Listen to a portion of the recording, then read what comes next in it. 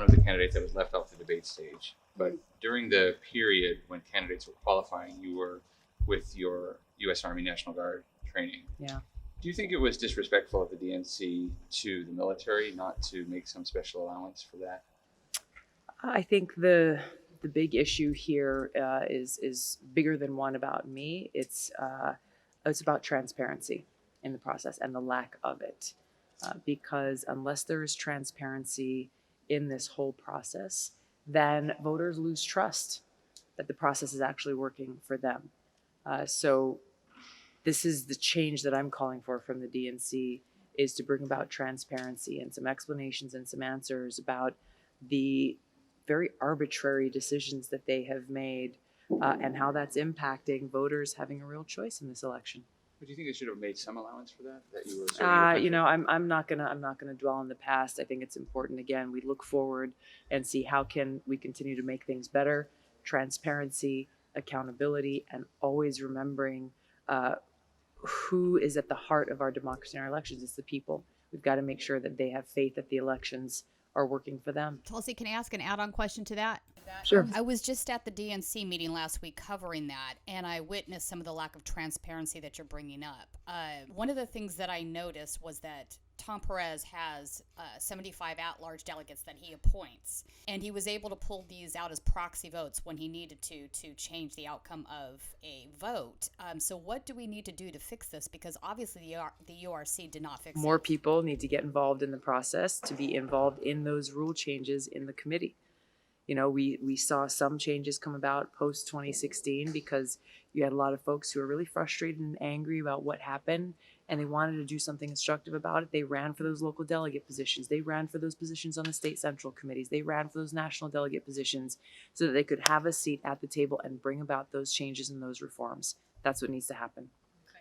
With so many people taking a strong stance on the issue in Kashmir, what is your personal idea as to how we deal with such a complex situation instead of painting it as a black and white issue? Yeah, well, first of all, recognizing that it is complex.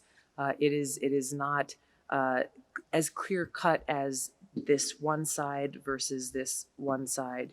I think it's important as outsiders looking in to understand the complex history of Kashmir and what has happened to people there in the past, and how many families were driven from their homes there and fled and have not been able to return home. How the previous government had policies in place that made homosexuality illegal, that suppressed the voices of women, that made it. I met a woman a couple of days ago who said that she, as a Kashmiri woman, had no rights to own property there in her homeland. So these changes are things that are happening in a sovereign country. They're very difficult. There are concerns that should be addressed about human rights violations and civil rights violations.